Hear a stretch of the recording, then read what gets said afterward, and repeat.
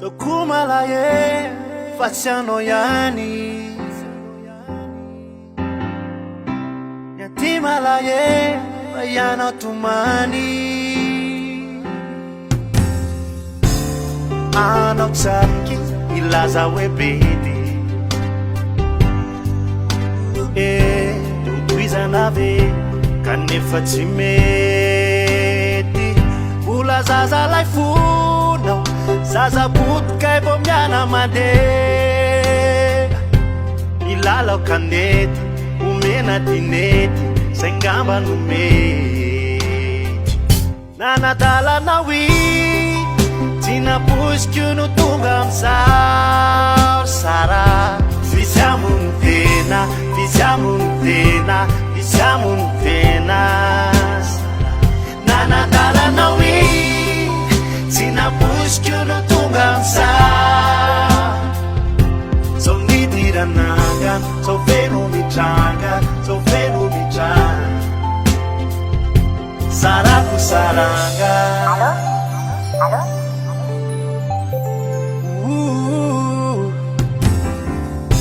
Dan kaji kwalu Sinwe mandamati No Akara randu Lalatsa kanati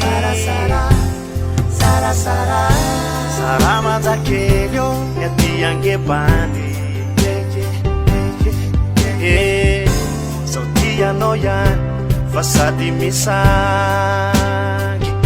Ula zaza laifuno Zaza butkay bomyana made Bomboka intini Ay ti virgini Ay ti Nanadala nawi Tinapushkyu no tungam sao Sara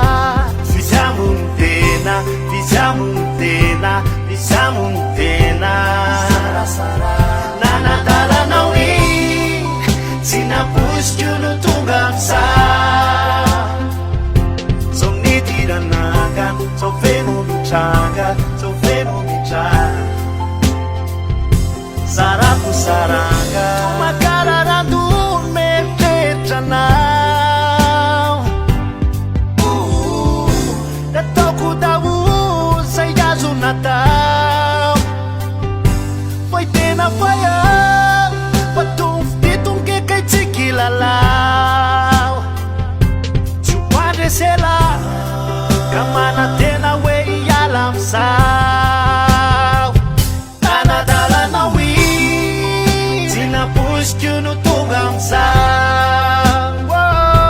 Fizamuntena Fizamuntena Fizamuntena Nanadala nawi Tinapushkyu no tungam sao Fizumana na tena Pamfiavan sinhena Pamfiavan sinhena